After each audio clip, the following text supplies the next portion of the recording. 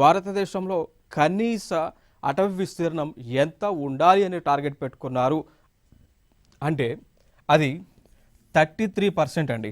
ఓకేనా?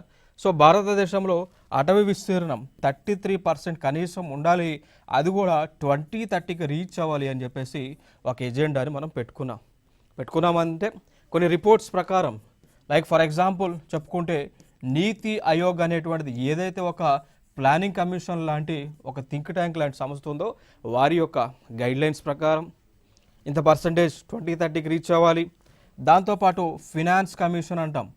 So 15th finance commission వారి యొక్క నివేదిక ప్రకారము కూడా భారతదేశంలో అటవీ విస్తీర్ణం అనేటువంటిది 33%కి రీచ్ అవ్వాలని ఒక ఎజెండా ఉంది. దాని తర్వాత మనం చూసుకుంటే United nations sustainable developmental goals, అర్థమైందా?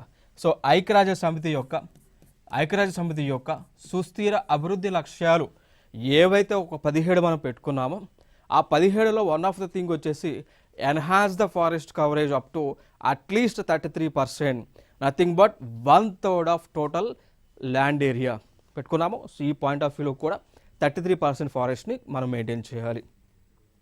ఆ పాయింట్ ఆఫ్ వ్యూలోనే భారత ప్రభుత్వం ఈ 25.17% నుంచి 33కి రీచ్ తీసుకుపోవడానికి పెంచడానికి అనేక కార్యక్రమాలను కూడా చేస్తూ ఉన్నారు. ఫర్ ఎగ్జాంపుల్ తీసుకుంటే ఇటీవల కేంద్ర ప్రభుత్వం ఒక ప్రాజెక్ట్ను లాంచ్ చేసింది.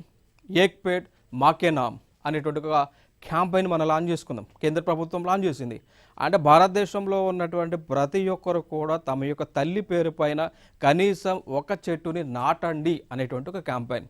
సో భారతదేశంలో ఉన్నటువంటి ప్రతి ఒక్కరు కూడా వారి యొక్క మదర్ యొక్క గుర్తుగా ఒక వృక్షాన్ని, ఒక చెట్టుని, ఒక మొక్కని నాటండి అని క్యాంపెయిన్ కేంద్ర ప్రభుత్వం మినిస్ట్రీ ఆఫ్ ఎన్విరాన్మెంట్ ఇటీవల డిసెంబర్లోనే లాంచ్ చేశారు. అర్థమైందా? సో మెయిన్ ఇంటెన్షన్ దేనికి సంబంధించి ఇంత మేర ఫారెస్ట్ కవరేజ్ పెంచడానికి.